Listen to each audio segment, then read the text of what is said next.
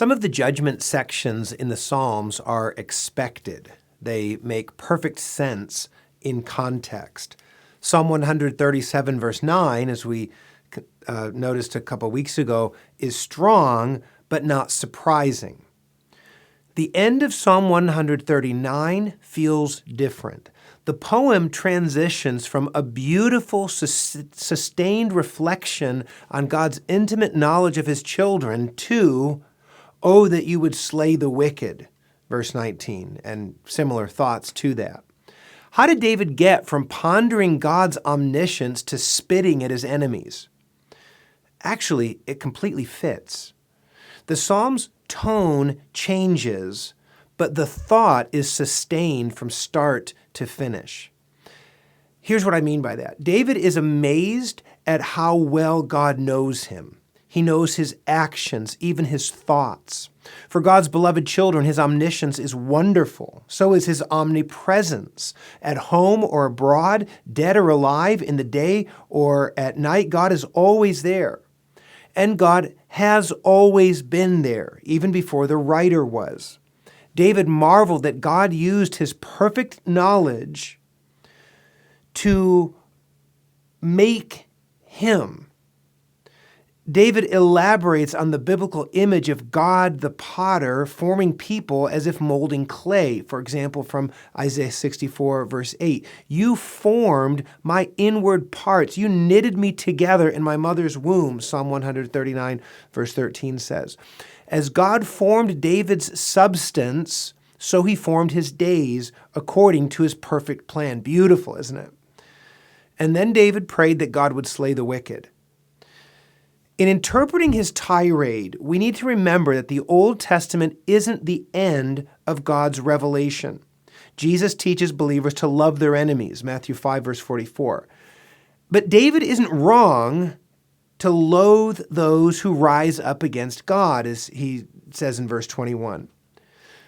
One writer said this, "The New Testament will redirect this fighting spirit, but it will endorse its single-mindedness." He references 2 Corinthians 6:14, which says that light has nothing to do with darkness. David isn't teaching us to avoid all sinners. We are all sinners, but he recognizes that in this life we must take sides. And David will not side with the wicked, those who speak against God with malicious intent, who take God's name in vain and hate God rising up against him, verses 19 through 21. And we should make the same decision.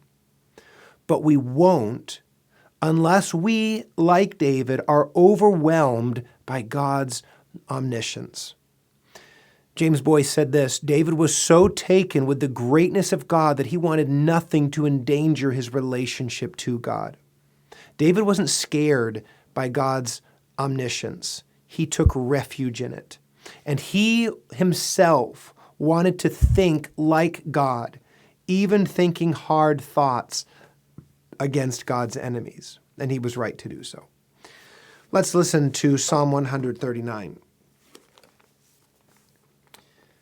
To the choir master, a psalm of David. "O Lord, you have searched me and known me. You know when I sit down and when I rise up. You discern my thoughts from afar. You search out my path and my lying down and are acquainted with all my ways. Even before a word is on my tongue, behold, O Lord, you know it altogether. You hem me in, behind and before, and lay your hand upon me.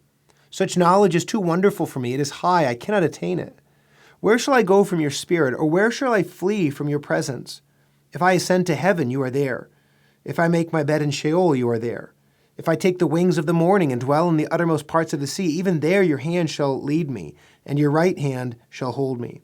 If I say, surely the darkness shall cover me, and the light about me be night, even the darkness is not dark to you. The night is bright as the day, for darkness is as light with you.